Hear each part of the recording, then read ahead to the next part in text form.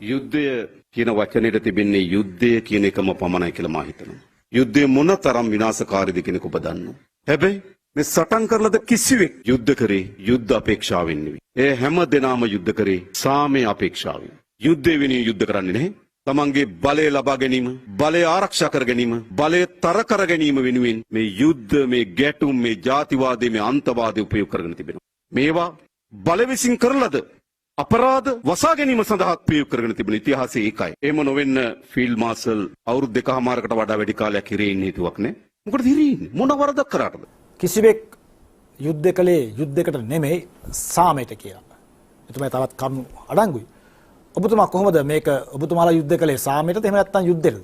ගැළපෙන්නේ නොගැළපෙන තැනකට ඇවිල්ලා ගැළපෙන කතාවක් කරන්න ගියාම සමහර අවස්ථාවල අපිට කියවෙන කාරණා තියෙනවානේ. නොකිය යුතු දේවලුත් කියවෙනවා. ඔබතුමා කිව්වා නොගැළපෙන තැන් වලට ආවා කියලා කියන්නේ මොකද්ද? එතුමාට නොගැළපෙන තැන මොකද්ද? මෙතන එතුමාලාගේ දේශපාලන චින්තනය ගත්තොත් එතුමාලාගේ පක්ෂ ව්‍යුහය ගත්තොත් ඒ පක්ෂේ ගොඩනැගුණේ සන්නද්ධ අරගලයකින්. ඉතින් ඇත්තම ගමුකෝ ක්ලෝඩ් අපි ඉතිහාසයට යමුකෝ. දැන් මම ඉතිහාසය ගැන කතා කරන කෙනෙක් නෙවෙයි. අපි ඉතිහාසය බැලුවොත් මේ රටේ වැඩිපුරම හමුදාව පොලිසිය එක්ක හැප්පුණේ කවුද? LTT එකයි JP එකයි. ඒතර ගම්වල පොලිසියව හමුදාවට සම්බන්ධ හැම දරුවෙක්ගේම ගෙදර ගිහලා අම්මා තාත්තා මරුවේ කවුද? LTT එකයි JP එකයි. ඉතින් ඒ දෙන්නගේ සන්නද්ධ ඉතිහාසය එකයි. අද ඒ අය ප්‍රජාතන්ත්‍රවාදී දේශපාලනයේ JP එක ඇවිල්ලා තියෙනවා. LTT එක සම්පූර්ණයෙන් නැති වෙලා ගිහිල්ලා තියෙනවා. නැති කරලා තියෙනවා. එදා බයි දෙගොල්ලෝ දෙපැත්තට ඇවිල්ලා තියෙනවා. බයි ඉතින් ඉතිහාසය ගත්තොත් ඒ දෙගොල්ලන්ගේම පොදු හතුර විදිහට හිටියේ මේ රටේ ත්‍රිවිධ හමුදාව සහ පොලිසිය. දැන් ඔබතුමා කියන්නේ ඇයි නොගැලපෙන තැනකට ආවා කියලා?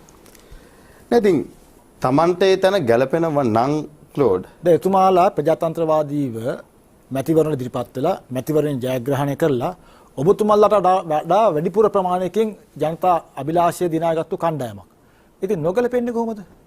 මන්දනගේ මතවාදී තමයි එතුමා රටේ නායකයා විදියට එතුමාට තව කණ්ඩායමක් හෝ සමාජ මාධ්‍ය විසින් හෝ සමාජයේ විසින් පෙළඹවීමක් කරන්න ඕනේ නැහැ උත්සවයට යන්න.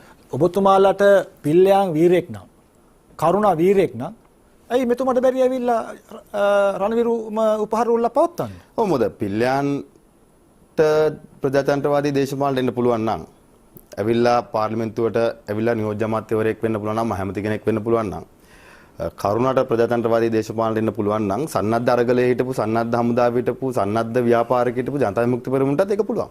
ඒක මම පිළිගන්නවා. දැන් ඔබතුමා කිව්වා එතුමා නොපෙනෙන්න තමයි හිටියේ. මේ උත්සවයේ සහභාගී නොවෙන්න හිටියේ කියලා. දැන් ඔබතුමාලා මේ කාරණාවට පුළුල් ප්‍රචාරයක් දුන්නා. ඊළඟට මේ ජයසමරු උත්සවය ඔබතුමාලා බාරගත්තේ නිකන් තමන්ගේ මේ වෙන කෙනෙක් නොකරන තමන්ගේ දෙයක් විදියට. මේක සම්පූර්ණයෙන්ම නැවත වතාවක් තමුන් වහන්සේලා ප්‍රතික්ෂේප කරපු සමාජයේ විසින් ප්‍රතික්ෂේප කරපු මේ ජාතිවාදයේ උස්සගෙන මොනවාද දේශපාලන ප්‍රවාහයකනේ ආයේ මේ තමුන් වහන්සේලාම ඇතුල් වෙන්නේ. ක්ලෝඩ් පළවෙනි එක අපි නෙවෙයි ජනාධිපතිතුමා එන්නේ නැහැ කිව්වේ. අපි කිව්වේ නැහැ. දැන් හරි. අපි කොතරම්වත් කිව්වේ නැහැ. එතන මොන හරි සංනිවේදන ගැටලුවක් කියන්නකෝ. ඇයි තමුන් වහන්සේලා මේක මේ මෙච්චර අදගෙන ගියේ? නෑ අපි අදගෙන යන්නෙත් නෑ. හැබැයි අපි රණවිරුවන්ව සමරන එකවත් එදා දවස අපේ ජීවිතයේ වැදගත් දිනයක් විදිහට සලකන එකවත් නවත්තන්න කාටවත් බෑ. ඒක දේශපාලනික වෙන්න ඕනේ නෑ. ඒක දේශපාලනික වෙන්න ඕනේ. අපි දේශපාලනේ හිටියත් නැතත් මං විශ්වාස කරනවා අපි පෙබරවාරි 4 නිදහස් දිනේ සමරනවා නම්. ඇයි අපිට ත්‍රස්තවාදය ලෝකේ පළවෙනි වතාවට ත්‍රස්තවාදී සංවිධානයක් සම්පූර්ණයෙන්ම අතුගාලා දැම්මේ. අවුරුදු 30ක් අපි යුද්ධ කරුවා. දැන් මේ යුද්ධේ වවාගෙන දේශපාලනය කරනවා කියනවනේ. ඉතින් යුද්ධේ වවාගෙන දේශපාලනය කරනවා නම් ක්ලෝඩ් යුද්ධේ තියාගන්නවද ඉවර කරනවද? මොකද ලේසි. යුද්ධය අවසන් කරන අන්තිම මොහොතේ එනකොට යුද්ධය අවසන් කරන්න තීන්දුව ගත්තේ නැහැ නේද දේශපාලන නායකත්වය. දෙකක් තියෙනවා. යුද්ධය තියාගෙන දේශපාලනය කරන එකයි යුද්ධ ඉවර කරලා දේශපාලනය කරන එකයි දෙකක් තියෙනවා. දැන් ඔබතුමාලා කරන්නේ යුද්ධ ඉවර කරලා දේශපාලනය කරන එක. ක්ලෝඩ් අපි නිදහස දීලා ඒ නිදහස පිළිබඳව අපි කතා කරන ආඩම්බරෙන්. හැබැයි අපි යුද්ධය තියලා මරණය පිළිබඳව අපි ආඩම්බරෙන් කතා කරන්නේ නැහැ නේ. මේ ඉතිහාසය උනේ මොකද්ද? යුද්ධය තියාගෙන මරණය පිළිබඳව ආඩම්බරෙන් කතා කරා. අපි නිදහස දීලා ඒ නිදහසේ හුස්ම ගන්න එක පිළිබඳව අපි ආඩම්බරෙන් කතා කරනවා. LTT ක්‍රස්තවාදීන් ඇවිල්ලා සරමුස්සල පෙන්නනකම් බලන් ඉන්න උනානේ. හැබැයි එහෙම තියෙද්දි රනිල් වික්‍රම ජනාධිපතිතුමා එදා ඒ දිනේ සමරන්න කටයුතු කෙරුවා. ඒ අනුස්මරණය කරන්න. හැබැයි එතුමාට සිද්ධ වුණා. තොප්පි ගලත් කැලෑව කියපු මිනිස්සයා. අලිමංකඩ යනවා කියලා පාමංකඩලා යනවා කියපු අයටත් ඇවිල්ලා අනුස්මරණය කරන්න සිද්ධ වුණා. ඒක තමයි මේ රටේ යථාර්ථය ස්වභාව ධර්මය. හැබැයි ඒක අවස්ථාවදිත්තනේ. ඒකේ අවස්ථාවාදීත්වය මම දකින්නේ. ඔබතුමා කලින් කිව්වේ මතවාදාත්මකව වර්තමාන ආණ්ඩුවේ පාර්ශ්වයන්ට මෙතනට එන්න බෑ ගැලපෙන්නේ නැහැ කියලා. හැබැයි රනිල් වික්‍රමසිංහ මහත්තයාත් මතවාදාත්මකව එන්න බෑනේ. නමුත් ආවා. ආවනේ. හැබැයි ඇදගෙන ආවේ නැහනේ. ආවා. බලෙන් ගෙන්නුවේ නැහැ. ක්ලෝඩ් ආවා. හැබැයි ඉතින් මම ඒකේ අන්තිමට මම අවසන් කරේ ඒකනේ මම සතුටු වෙනවා කියලා. මම ආපු එකට ගරහන්නේ නැහනේ. මම පැහැදිලිවම එතුමා ආපු එක ගැන මම ස්තුතිවන්ත වෙනවා. මේ රටේ සියලුම රණවිරුවන්නේ දෙමව්පියන් ආබාධයට ලක් වෙච්ච රණවිරුවන් උන්ගේ පවුල් සහ අවුරුදු 30ක් තිස්සේ යුද්ධයට ජීවිත පූජා කරපු සිවිල් ජනතාව, ත්‍රිවිධ හමුදාව, පොලිසිය, සිවිල් ආරක්ෂක බලකය වෙනුවෙන් මම මෙරට ජනාධිපතිවරයාට ස්තුතිවන්ත වෙනවා අවසාන මොහොතේ ඇවිල්ලා ඒ ගෞරව දැක්වීම ගැන. හැබැයි ඔබතුමාලා හරි කැමැත්තෙන් නේද හිටියේ ජනාධිපතිතුමා සහභාගී වෙන්නේ නැහැ කියලා. නොවේවි කියලා. නෑ මම ඇත්තටම අවංකව ප්‍රාර්ථනා කරලා එතුමා සහභාගී වෙන්න ඕන කියලා ක්ලෝඩ්. මොකද අපිට එහෙනම් ඔබතුමා ඊට කලින් දවසේ ඔබතුමාගේ පියත් සමග ගියා ගංගාරාම විහාරස්ථානට. ඒ පින් අනුමෝදන් කරන්නේ. ඊළඟට ගියා ඔබතුමා තංගල්ලේ ගියා. තිස්සමහාරාමට. තිස්සමහාරාමේ ගියා. ඊළඟට ඔබතුමාගේ සමාජ මාධ්‍ය ජාලය දාලියලා ලොකු කැම්පේන් එකක් කළා. හරි ඊළඟට අර දේශපාලන විශ්ව වෙලා ඉන්න විමල් ඊරවංශලට ඊළඟට ගම්මන් පිල්ලට නැවත පණ දුන්නා. මේ හැම දෙයක්ම කළේ ඔබතුමාලා දේශපාලන වාසියක් බලාගෙන. ක්ලෝඩ් ඕකේ මොකද්ද ලැබෙන දේශපාලන වාසිය? ඇයි නැත්තේ? ඔබතුමාලාගේ දේශපාලන මතවාදයේ පසුබිම පදනම ජාතිවාදය. ඔබතුමා ජාතිවාදය අවිස්සෙන්න තමුන් වහන්සේලාට නැගිටින්න පුළුවන්. දැන් ජාතිවාදය කියන කාරණේ අපි බලමුකෝ පොදුවේ. දැන් මේ අපේ සටන තිබ්බේ LTT ක්‍රස්තවාදීන් එක්කනේ. දැන් මේ ක්‍රස්තවාදීන් එක කරපු සටනක් ක්ලෝඩ් කොහෙද ජාතිවාදයක් වෙන්නේ? කොහෙද ජාතිවාදයක් වෙන්නේ? අපේ හමුදාවේ බුද්ධ්‍යංශ ගන්නකෝ. හමුදාවේ බුද්ධ්‍යංශේ ප්‍රධානම නිලධාරීන් කී දෙනෙක් ඉන්නවද මුස්ලිම් අය? අපේ ගුවන් හමුදාවේ දමිළ ඔෆිසර්ස්ලා කී දෙනෙක් ඉන්නවද ඉහළතලේ නිලධාරීන්? අවසානයේ මහින්ද රාජපක්ෂ මහත්තයා යුද්ධය අවසන් කරාට පස්සේ හමුදාවට දමිළ තරුණයන් බඳව ගත්තා. පොලිසියට දමිළ මුස්ලිම් අය උතුරෙන් බඳව ගත්තා. අපි සටන් කරේ LTT එකත් එක්ක. අපි දෙමළ මිනිස්සු එක්ක සටන් කරේවත් මුස්ලිම් අයකවත් අපි සටන් කරුවේ නැහැ. හැබැයි වර්තමාන ආණ්ඩුව මොකද උත්සාහ කරන්නේ? වර්තමාන ආණ්ඩුව උත්සාහ කරනවා සමස්ත දෙමළ ජනතාව සමානයි LTT එක. නෑ ඒක වැරදි. අන්න එතනයි ජාතිවාදය තියෙන්නේ. අන්න එතනයි ජාතිවාදය තියෙන්නේ. යාපනයේ අහිංසක දුප්පත් කුඹුරක් කරගෙන හේනක් කරගෙන වගාවක් කරගෙන ව්‍යවසායකෙක් විදිහට ඉන්න යම් රස රැකියාවක් කරන තරුණයව වතුකරේ මේ ජීවිතේ වෙනම රාජ්‍යයක් ඉල්ලවවත් නැති LTT එක දැකලවත් නැති වතුකරේ දමිළ තරුණයව කොළඹ හැදිච්ච වැඩිච්ච කොළඹ ජීවත් වෙච්ච තරුණයව සම්පූර්ණ දෙමළ භාෂාව කතා කරන කෙනා LTT සමාන LTT මතවාදයට කියලා ආණ්ඩුව හංවඩු ගහන්න උත්සාහ කරනවා. මේ ආණ්ඩුවේ සම්පූර්ණ කැම්පේන් එක තියෙන එතන. අන්න එතනයි ක්ලෝඩ් ජාතිවාදය තියෙන්නේ. නෑ අපි ජාතිවාදයක් වපුරන්නේ නෑ. නෑ ආණ්ඩුව දැන් මෙතන ඔබතුමාලා ඒ ගෞරවය දෙන්න. ඔබතුමාගේ පියාගේ දේශපාලන නායකත්වයේ තුල විරෝධාර රණවිරුවන් විසින් මේ යුද්ධය ජයග්‍රහණය කළා. මේ බෙදුම් වාදය පරාජය කරන්න මූලිකත්වය ගත්තා. හැබැයි මතවාදාත්මකව මේ බෙදුම් වාදය පරාජය කරන්න ඔබතුමාටවත් ඔබතුමාගේ පියාටවත් බාප්පටවත් පවුලේ අය කාටවත් බැරුව ගියා. මේ නිසා තමයි වර්තමාන ජනාධිපතිතුමා උත්සාහ කරන්නේ යම්කිසි ආකාරයක සම්බන්ධතාවයක් හරහා උතුර දිනාගෙන ඒ සංහිඳියාව හරහා මේ මතවාදාත්මක තියෙන ගැටලුව විසඳ ගන්න. නමුත් ඔබතුමා කියනවා මේ හදනවා මේ LTT එක දෙමළ ජනතාව එකක් කියලා කියන්නේ. එහෙමනම් ක්ලෝඩ් ජනාධිපතිතුමාට වැරදිලා. එහෙනම් මම හිතනකොටත් වඩා ගැඹුරට ගිහිල්ලා අතිගරු ජනාධිපතිතුමා මෙවර උතුරේ පළාත් ප්‍රාදේශ සභා මැතිවරණයේ ඡන්ද ප්‍රතිඵලය කියවගත යුතුයි. එතුමා කරන්න තියෙන ඔක්කොම කරානේ. අරින්න ඕනේ පාර ඇරියා දෙන්න ඕනේ ඉඩම් දුන්නා. අන්තිමට රාජපක්ෂලා හොරගම් කරන් සිරන්ති රාජපක්ෂේ කරේ තියනවා කියපු රත්තරන් බට්ටු එකත් බාර දුන්නානේ අන්තිම දවසේ. ඉතින් දෙන්න තියෙන ඔක්කොමත් දීලා ප්‍රතිඵලය මේක නම් එහෙමනම් දැන්වත් ජනාධිපතිතුමා තේරුම් ගන්න යන පාත් එක වැරදි කියලා නෑ. මේක ක්ලෝඩ් අපි තේරුම් ගත යුතුයි. ඔව් මතවාදීව ක්‍රස්තවාදී පරාජය වෙලා නැහැ අදටත්. එහෙම නැත්නම් කැනඩාවේ ස්මාරකයක් හදයිද ජනසංහාරය වෙනුවෙන්. කැනඩාවේ ඩයස්පෝරාවක් ඉන්න LTT. හැබැයි ඩයස්පෝරා දෙකක් ඉන්නවා. දමිළ ඩයස්පෝරාව කියන්නේ LTT නෙවෙයි. අපි මෙතන වරද්දගත්තු තැන මොකද්ද? අපි වරද්දගත්තු තැන තමයි ක්ලෝඩ් අපි මේ සමස්ත දමිළ ජනතාව සමානයි LTT කියලා කැම්පේන් එකක් කරන්න හදනවා. ඇයි එහෙම වුණොත් අපි හිතනවා අපේ දේශපාලන බලවේගය හිතනවා උතුරේ බ්ලොක් වෝට් එකක් හම්බෙයි. මුළු උතුරම අපිට ඡන්ද දෙයි. නැහැ.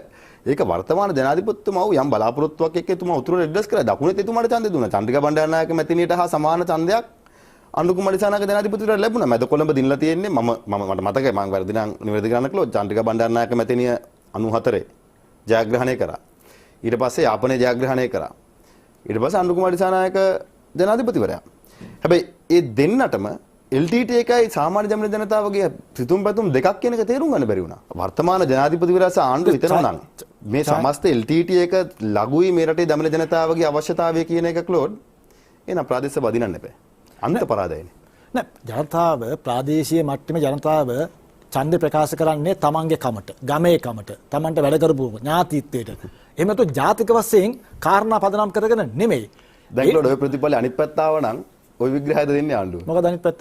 ඔය විග්‍රහය අපි හිතමුකෝ අපි නිකන් මොහොතකට හිතමුකෝ උතුරේ සියලු ප්‍රාදේශ සභා ටික පළාත් සභා ටික JVP එක දින්න කියලා. ඔව්. එහෙනම් මොකක්ද හම්බෙන විග්‍රහය? අපි සන්නිධියාව හැදුවා, පාර ඇරියා, ඉඩම් දුන්නා. අපි මේක සමරන්න දුන්නා. LTT එක අපි ත්‍රස්තවාදී නෙවෙයි කියලා කිව්වා. උන් වීරයෝ කියලා කිව්වොත් ඔන්න දැන් ඡන්ද දීලා දැන් මෙන්න සන්නිධියාව නෑ නේ මේකක් නෑනේ. දැන් ওই ප්‍රතිඵලයේම අනිත් පැත්ත ආව නම් මොකක්ද ආණ්ඩුවෙන් ලැබෙන විග්‍රහය? ওই විග්‍රහය දෙන්නේ නෑනේ. ලංකාවෙම වැටෙනකොට උතුර ලොකු වැටීමක් වැටුණා. හැබැයි උතුරට දෙන්න තියෙන ඔක්කොම ජනාධිපතිතුමා දුන්න අමතක කරන්න එපා ක්ලෝඩ්. ප්‍රාදේශ සභා මැතිවරණේ අර ශානකයන් ගරු මන්ත්‍රීතුමා පාර්ලිමේන්තුවේ කිව්වා. ජනාධිපතිතුමා මුළු කැබිනට් මණ්ඩලෙම උතුර නගරේ නතර වෙලා හිටියේ. ඊ නතර වෙලා ඉඳලා සමහර ඡන්ද පෙට්ටි වල එතුමාගේ රැස්වීම 5000ක් හිටියා කියලා එනවුන්ස් කරනවා. හැබැයි ඡන්ද දුන් ඒක ඡන්ද 650ක් නෑ. ඉතින් ඒ තැනට ප්‍රතික්ෂේපුණේයි. ඒකේ පැහැදිලිවම ජනතාවගේ අවංක සිතුම් පැතුම් සහ ආණ්ඩුව හිතන තැන අතර ලොකු පරස්පරයක් තියෙනවා. ජනාධිපතිතුමාගේ කතාවේ තව කාරණාවක් ප්‍රකාශ කළා මේ විජයග්‍රහණේ සැමරුම් අතමුන් අය සැමරුවේ පසුගිය කාලේ තමන්ගේ බලය රැකගන්න බලය පවත්වාගෙන යන්න කියලා. මේ චෝදනාව සම්පූර්ණයෙන්ම තමුන් වහන්සේට ඉදිරිපත් කරපු චෝදනාවක්. මොකක්ද දෙන උත්තරේ? මම සම්පූර්ණ මේක ප්‍රතික්ෂේප කරනවා. මම ක්ලෝඩ් පැහැදිලිවම අපි කියන්න ඕනේ. රටේ තමන්ගේ රට ලැබපු ජයග්‍රහණයක් සමරන්න තමන්ට සුවිශේෂී හේතුවක් ඕනේ නැහැ. සුවිශේෂී හේතුවක් ඕනේ නැහැ. අවංකව හෘද සාක්ෂියට අනුව ඔය හැම කෙනෙක්ටම අද මේ රටේ දේශපාලනය කරන්න පුළුවන් නිදහස තියෙන්නේ උතුරේ ගිහලා දේශපාලනය කරන්න පුළුවන් නිදහස තියෙන්නේ. ක්ලෝඩ්ටත් මටත් මේ උතුරේ තරුණයා ගැන සාකච්ඡා කරන්න පුළුවන් අවකාශය ලැබිලා තියෙන මේ යුද්ධ ඉවර කරපු හින්දා. ඒ අය ඒක වෙනුවෙන් ජීවිතේ නැති කරගත්තු පූජා කරපු මොකද එයාටත් කරරලා ඉන්න තිබ්බනේ. ඒ තරුණයන්ට මොකටද අනේ ගිහිල්ලා මේ දැන් ওই වර්තමාන ජනාධිපතිතුමාගේ සහ JVP ගේ මානසිකත්වයේ හිටියනම් ගිහිල්ලා බෙල්ල තියන්නේ නැහැ නේ ඔකට. මේ තරුණයෝ තමන්ගේ තරුණ්‍ය තරුණ වයස අපේ වයස අත්හැරලා දාලා ළමයි පැත්තක තියලා බිරිඳ ගෙදර තියලා ළමයි පැත්තක ගෙදර තියලා ගිහිල්ලා ජීවිතේ පූජා කරන්නේ. අපි ඒක අනුස්මරණය කරනවා. හැබැයි අනිත් පැත්තෙන් ආණ්ඩුව හිතනවා නම් මේක දේශපාලනිකයි කියලා. ඒ කියන්නේ එතනම තේරෙනවා ආණ්ඩුව අවංක නැහැ කියලා. ඔබතුමලා අවංකයි. අපි පැහැදිලිවම අවංකයි. අපිට ක්ලෝඩ් බොරු කියලා බලය ගන්න අවශ්‍යතාවයක් නැහැ නේ. එහෙනම් ඔබතුමාලා ඒ සරත් ෆොන්සේකා මහතාව හිරිය දැම්මේ. සරත් ෆොන්සේකා මැතිතුමා ක්ලෝඩ් අපේ ආණ්ඩුව වල කාරණා කීපයක් තියෙනවා මම ප්‍රතික්ෂේප කරපු. ඒ කියන්නේ මම අනුමත නොකරපු කාරණා දෙකක් තුනක් තියෙනවා. සිදු නොවිය යුතුයි කියලා. සිදු නොවිය යුතුයි කියලා මම විශ්වාස කරපු දේවල්. හැබැයි එකම එදා සරත් ෆොන්සේකා මැතිතුමාව අත්අඩංගුවට ගන්නවා කියන කාරණය එක පැත්තකින් පළවෙනි වතාවට අත්අඩංගුවට ගත්තේ හමුදා නීතිය යටතේ. මොකද අපි දන්නවා හමුදාවේ ඉන්න සක්‍රීය සේවයේ ඉන්න නිලධාරියෙක්ට හමුදා නීතියත් බලපානවා සිවිල් නීතියත් බලපානවා. පැහැදිලිව සාක්ෂි තිබ්බා. ඒ සාක්ෂි මත ගිහිල්ලා අත්අඩංගුවට ගත්ත හමුදා කුමන්ත්‍රණයක් පිළිබඳව සාකච්ඡාවක් තිබ්බා. ලොකු කතිකාවතක් තිබ්බා. ඒ සාකච්ඡාවල හිටපු කීප දෙනෙක් සාක්ෂි දුන්නා. සාකච්ඡාවක් නෙමෙයිනේ. එතුමාගේ මැතිවරණයේ දවසේ ප්‍රතිඵල එන දවසේ රාත්‍රියේ එතුමා මැතිවරණ ප්‍රතිඵල බලාපොරොත්තු වෙන හිටියා ටාජ් සමුද්‍ර හෝටලේ ගිහිල්ලා වටලලා කුදලගෙන අරන් ගියා. මං කියවනේ ක්ලෝඩ් ඒක නොවුන නම් හොඳයි කියලා. හැබැයි හමුදාවට ආවේනිකුන් හමුදා නීතියක් තියෙනවනේ. ඒක අපිට ඇඟිලි ගහන්න බෑ. ඒක හමුදාවේ අනුකූලව කටයුතු කෙරුවා. ඒක හමුදාවෙන් නෙමෙයිනේ. ඔබතුමාලාගේ එවකට මොකද මැතිවරණයකින් පත්වන ඊළඟ ජනාධිපතිවරයා දිවුරුම් දෙන තුරු ඒ බලය තියෙනවා. උතර නියෝගය දුන්නේ කවුද? නියෝගය දුන්නේ ඔබතුමාගේ පියා. ඒක ක්ලෝඩ් හමුදාවේ ඔබතුමාගේ බාප්පා ආරක්ෂක ලේකම්වරයා විදියට. හමුදාවේ තියෙන නීතියානුකූලව උන් රික්වෙස්ට් එකක් කරාම මේ රටේ හමුදා කුමන්ත්‍රණයකට ඉඩ ප්‍රස්තාව තියෙනවා. ඒක වළක්ව ගත යුතුයි. ඒ වළක්ව ගැනීමට අපි ක්‍රියාත්මක වෙනවා කිව්වම ඒ ක්‍රියාත්මක වීම සඳහා ජනාධිපතිවරයා හෝ ආරක්ෂක ලේකම්වරයා ක්‍රියාත්මක වෙනවා. ඒක අපිට වළක්වන්න බෑ. ඒක අද වුණත් එහෙමයි. ඒක අපි කාටවත් වළක්වන්න බෑ. හැබැයි ඊට පස්සේ තවතාවක් අතරකොටපත් වෙනවා යම් ප්‍රකාශනයක් සම්බන්ධ කරගෙන. යම් ප්‍රකාශයක් සම්බන්ධයෙන් එතුමා කරපු. හැබැයි ප්‍රකාශයේ අනිසි ප්‍රතිඵල අදටත් තියෙනවා. අදට කැනඩාවේ ජනසංහාරය පිළිබඳව කතිකාවතක් ගොඩනගෙනකොට ඒ කතිකාවත ඉදිරියටම එන්නේ මොකද්ද? එතුමාගේ සමහර ප්‍රකාශ. ඉතින් මම හිතනවා මේක එක පැත්තකින් එදා ඒ අත්අඩංගුවට ගැනීම නොවුන නම් හොඳයි කියන කාරණේ වගේම එතුමත් ඒ ප්‍රකාශ නොකර හිටියනම් හොඳයි කියන කාරණේ. හැබැයි ඒ වගේම ක්ලෝඩ් අමතක කරන්න එපා. අපි ඔබතුමා ප්‍රකාශය කියලා කියන්නේ සන්ඩේ ලීඩර් පුවත්පතට ප්‍රකාශ කරපු සුදු කොඩි ඔස්වාගෙන පැමිණි සිවිල් වැසියන්ට ප්‍රහාර කළා කියලා කියන කාරණාව. ඒක ප්‍රකාශයක්. ඒ එවැනි ප්‍රකාශ කිහිපයක් පිළිබඳව වාර්තා වෙලා තියෙනවා. හැබැයි නඩුවක් ගියේ ওই ප්‍රකාශයට. ඒ ප්‍රකාශනේ මෙහි හැබැයි ජාත්‍යන්තර වශයෙන් සහ අනිකුත් අධිකරණවල අනිකුත් තැන්වල නොඑක් ප්‍රකාශන පිළිබඳව ජනසංහාරය සිදු වුණා කියලා. සිදු වුණා කියන කාරණේ තියෙන බෑක්ලෝඩ් එකක් මම මතක් කරන්න ඕනේ කාරණාවක් තියෙනවා. මේක හුඟක් අයට අමතක වෙච්ච එකක්. මම ඇත්තටම සරත් ෆොන්සේකා මැතිතුමා ගැන දුක් වෙනවා. අවංකව. මොකද මම දන්නවා එතුමා කරපු කැපවීම. එතුමා මහින්ද රාජපක්ෂ ජනාධිපතිවරයා එතුමාව තෝරගත්තේ එතුමාගේ දින දක්ෂතාවයේ මත මිසක් වෙන සම්බන්ධතාවයක් නැහැ. එදා මහින්ද රාජපක්ෂට ඕන වුණේ යුද්ධ ඉවර කරන්න. ඒකට ඉන්න හොඳම සුදුසුම් පුද්ගලයා තෝරගත්තා. මේ පහුකාලිනව යම් පිරිසක් එතුමා පාවිච්චි කරා. ඒක පැහැදිලිව වෙනවා ඩොනල්ඩ් ට්‍රම්ප් ජනාධිපතිවරයාගේ US aid එක සහ ඒ ඇමරිකානු ව්‍යාප්තවාදය හරහා කොහොමද අපේ රටේ ආණ්ඩු පෙරළියට කටයුතු කරේ කියන කාරණේ. හැබැයි යම් පිරිසක් පාවිච්චි සරත් ෆොන්සේකා මහත්තයාට බෝම්බේ ගැහුවම අපි බෝධි පූජා කරේ එතුමා ජීවත් වෙන්න ඕනේ කියලා. අපි අවංකව හදවතෙන් ප්‍රාර්ථනා කරා ඉක්මන් සුවය ප්‍රාර්ථනා කරන්න ඕනේ කියලා. සුවය ඉක්මන් සුවය ලැබෙන්න ඕනේ කියලා. හැබැයි එතුමා මැරෙන්න ඕනේ කියපුවා ඒ තමයි කරේ තියාගෙන ඉල්ලන් ගියේ. ඊට පහුකාලිනව යුද්ධයට විරුද්ධව කටයුතු කරපු අය. හැබැයි ඔය කාරණා හින්දා තමයි මහින්ද රාජපක්ෂ ජනාධිපතිතුමා 2012 වෙනකොට සරත් ෆොන්සේකා මැතිතුමාට එතුමාගේ ඔය බලතලය යටතේම ජනාධිපති සමාව දෙනවා. ඊට පස්සේ සිරිසෙන් ජනාධිපතිතුමාට පස්සේ ඒක ෆුලි රීස්ටේට් කරනවා. නැත්නම් සිවිල් පුරවැසිභාවයක් දැක්ක දෙනවා. හැබැයි මහින්ද රාජපක්ෂ ජනාධිපතිතුමා ඇයි 2012 නිදහස් කරේ? එතුමා දන්නවා මෙතුමා යම් අතපසු වීම වැරද්දක් සිද්ධ වෙලා ඇති. හැබැයි සරත් ෆොන්සේකා මැතිතුමා යම් සේවයක් කරා. ඒක අපි නැහැ කියන්නත් බෑ නැහැ කියන්නෙත් නෑ. ඒ ගරුත්වය ක්ලෝඩ් එතුමාට මම දන්නේ ඒක කොහොම මං ගැන අවබෝධයක් තියෙනවද මට ඒ ගෞරවය එතුමාට තියෙනවා. හැබැයි ඒ තරක් නෙවෙයි එතුමා සන්තකේ තිබුණු මුදල් වගේකුත් ඔබතුමාලා රාජසන්තක කළා. දැන් ඉතින් මේ වර්තමාන ආණ්ඩුවත් කතා කරනවානේ මේ නීතිය ක්‍රියාත්මක වීම පිළිබඳව. ඉතින් යම් කිසි තැනක නීතිය ක්‍රියාත්මක වුණා නම් පහු කාලේ ආපු ආණ්ඩුව ඒක බාර දීලා තියෙනවානේ. හැබැයි නඩු තීන්දුවේදී දැන් ඔබ පහු කාලේනව මහින්ද රාජපක්ෂ ජනාධිපතිතුමා සමාව දුන්නා. හැබැයි ඒ අවුරුදු ගණනාවක් ගිහිල්ලා අවුරුදු දෙකමාරක් විතර මාස 30කට පස්සේ. මාස 30කට. හැබැයි ඊට කලින් පියවරක් ගත්තා නම් එසේ නැත්නම් දැන් අර ටච් සමුද්‍ර හෝටලේදී ඔහුව අත්අඩංගුවට ගත්ත නැත්නම් හරි එහෙම නැත්නම් ඔහුට විරුද්ධව ඔය මොනවාද සනලිට පුවත්පතේ වූ ප්‍රකාශය සම්බන්ධයෙන් නඩුකරයක් ගියේ නැත්නම් මොකද නඩුවේදී එතුමා කියන එතුමා ප්‍රකාශයක් කළේ නැහැ කියලා. එහිදී සරත් පොන්සේකා මහතා වෙනුවෙන් පෙනී සිටිපු නීතිඥ නලින් ලද්දුහෙට්ටි මහත්තයා හරස් ප්‍රශ්න අහද්දී අදාළ පුවත්පතේ ඒ අදාළ ලේඛිකාවගේ එතුමිය ගාව නෝට්බුක් එකක් තිබිලා නැහැ රෙකෝඩර් එකක් තිබිලා නැහැ ඊට පස්සේ එතුමියගෙන් අහනවා කවුද මේ පිළිබඳව දැනන් හිටියේ කවුද ප්‍රශ්න කළේ කියලා ඊළඟට කියනවා ශවෙන්දු සිල්වා මැතිතුමාගෙන් ඇහුවා එතුමා ඒ සම්බන්ධයෙන් මොකුත් ප්‍රකාශ කළේ නැහැ කියලා. ඉතින් සාක්ෂි ඒකන් තියෙද්දි චර ඔබතුමාලා බෝධි පූජා පැවැත්වුවා නම් එතුමාට බෝම්බ ගහපු වෙලාවේ එච්චර ආදරයක් ඔබතුමාලාට තිබ්බනම් අදටත් තියෙනවා. හද්දේ තිබ්බනේ මේ මොහොතේදී මොනවාද මේ එතුමාට ඒ සමාව දෙන්න මේ නඩුව යන දිහා බල්ලේ යම් දෙයක් කරන්න. අධිකරණ ක්‍රමවේදයකට ඇඟිලි ගහන්න බෑ. වර්තමාන ජනාධිපතිතුමා හිතන් ඉන්නවද නැහැ එතුමාට පුළුවන් කියලා. හැබැයි පවතින නඩුකරයකට ඇඟිලි ගහන්න බෑ. ඒක කරන්න බෑ ජනාධිපතිවරයාට බෑ. ජනාධිපතිවරයාට පුළුවන් තීන්දුවක් දුන්නට පස්සේ තමන්ගේ තීන්දුව ප්‍රකාශයටපත් කරන්න. ජනාධිපතිවරයා විදිහට බලතල අනුව. හැබැයි ඒකනේ ක්ලෝඩ් මං කිව්වේ ෆොන්සේකා මහත්තයා පව් කියලා. එතුමාව මේකට ගොදුරක් කරගත්තා. එතුමා අවංකව ගොදුරක් වුණා.